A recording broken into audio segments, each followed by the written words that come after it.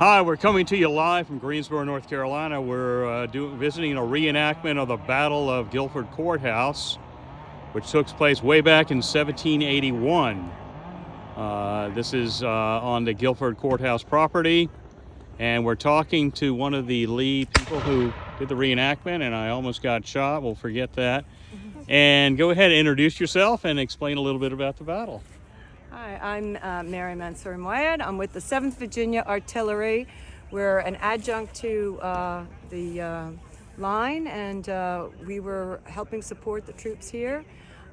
Guilford Courthouse, the battle actually takes place in 3 different kind of scenarios. Unfortunately, a lot of the crowd was getting a lot of the anticipation for the battle, and a lot of it happened in the background there. But as the troops moved forward and moved out, then we were able to participate a little more. Basically, at the end of it, we were the only thing holding the British back, and we had to keep shooting until we had to retreat before they started to come up at us with bayonets. So we've done several movies in the past. We finished up The American Miracle. We helped support that group, and we've got another movie coming out that we've participated in, and it's called The American Experiment. It's on Netflix, and that'll be coming out this summer. That's fantastic. Yeah. And everyone here participated in the filming of that thing on Netflix? Wow, that's great. So Same costumes, different costumes, or we similar? were different roles. We trudged through the woods, and it's not as glamorous as people would want you to believe. Okay. It was rainy and cold, and we were wet and trudging through the woods, and but I think it looked good. So and we had all our costume changes. So basically, the 7th Virginia kind of has a one-stop shop, because we have line, we have artillery, we have militia, we have lights, we have actually a crown company. So we were able to, be hired out from this company. And that was filmed where? Most of that was actually filmed in Williamsburg area, mostly at Enview Plantation, but yeah, we did move around a little bit, but Okay. so, and I thought you were going to talk to me about deafness, because Yes, I'll get to that next. I mentioned specifically because you operate obviously the cannons and the firing.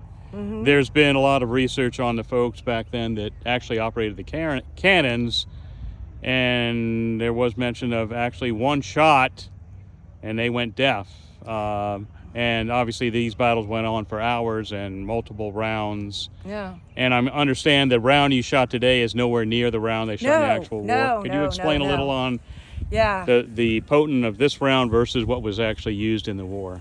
For the reenactment community, we have very specific guidelines for safety as far as how much powder we're allowed to use, and how the powder has to be formulated in 3 things of aluminum foil. So that's not exactly what would have happened in the real world. They would have had linen bags filled with maybe a pound of powder. Okay. The job was incredibly dangerous, because as the battle went on, you could have lost or had your gun explode. So Wow. it could have, the cascabel could have come off, and so you could have killed your men that way. And did that, if that happened actually? Oh yes. Wow. Yeah. So actually trying to cast these guns was very important. We literally started a war and didn't really have as much equipment as we should have. Thanks to Henry Knox, we were able to get a bunch of cannons out of Fort Ty, so we were able to start with that. But And do you think a lot of folks, I know you weren't obviously alive unless you went through a portal back then, deserted because of the issue of I'm not going to go deaf if I can just shoot one round and I'm done? Do you think a lot of people walked off the line, or I don't know about that, to be perfectly honest. As far as for deafness, I think yes, we were promised by Congress supplies. We never got them. We were often cold, hungry. our clothing was deteriorating. These shoes do not last that long. When you're on the march, these shoes do not last. And, so there were so many other issues that I think would have encouraged people to maybe desert. Are they deserting an RTV or Yeah. ATV? Yeah, that's our ride. That's all right. Okay. Anyways, but so as far as desertion, I don't know if that would have been it. Sometimes people can get a manly man as far as, deafness. Sure. And use that as kind of a, I was in the war and Sure. so forth. But Badge of courage, basically. yeah, Okay. badge of courage. Exactly. That's Okay. exactly right. Okay. But for us in the reenactment community, we have to have ear protection. In my real life, I'm a nurse practitioner. Oh, you know about damage to ears. Okay. Yes, I know a lot about damage to the ears. So my team does not come out on the field without ear protection. Sure, that's great. So. And how often would you mentioned the cannon exploding? Oh, actually, there's a lot of research as far as when they started to try to start casting guns here in the States, and they would have to proof them before they would take them out to the field. Okay. So those guns got proofed, and if they didn't pass proofing, they didn't get paid. It was, there's a great book out there called Manufacturing Independence, and it's a great read for any enthusiasts. I highly encourage a good book. Great, we'll check that out. And I'm curious, how long did the actual battle last? Do you have any idea? Oh, that I don't know. Okay. I would say we were probably on par. They were usually a lot, sometimes they were a lot shorter than you think, because, usually there are a lot of skirmishes that go back and forth, but. Okay. So. Now, the Continental Army or the North Carolina Division won this particular battle, I hope. Is that correct? Yes. Uh-oh, we stumped the panel on that one. If we were on Jeopardy, we wouldn't be a winning team, would we? No, it wouldn't Being be. that I retreat, the artillery had to retreat. Okay. So, and it seems like but, we won the war. We won the war. We don't always win every battle, but we win the point, war.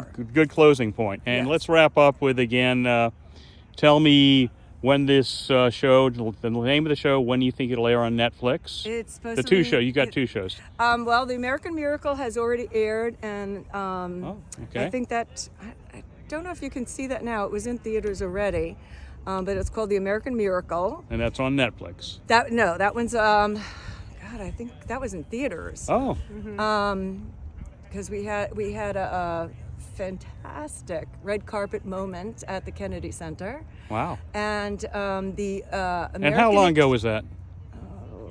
Back in December. November, Was that- December? Yeah, maybe December. December of this Yeah. past Last year, 2025. Wow. So- And that, okay, so that. And then we've got the American Experiment coming out on Netflix, and it should be coming out this summer. And tell me briefly what that is about. Well, it starts out with kind of the provenance of this quirky, experiment that, literally, when you look at history, there's really no one that said, nope, we don't need a king. We don't need a tyrant. We don't need, we're going to run it ourselves. So, yes, other countries have longer history than America, but America, when we started something, we started it, and there were, rebellions, where the people were, between the French Revolution and other revolutions throughout the world, saying, you know what, yeah, we don't need this. We Okay. can run it ourselves. Okay. I will say, though, that with George Washington being able to step down as president after he ran his course, that is the biggest contribution he has made, because no tyrants, No tyrants, no king. no kings. Okay, cool.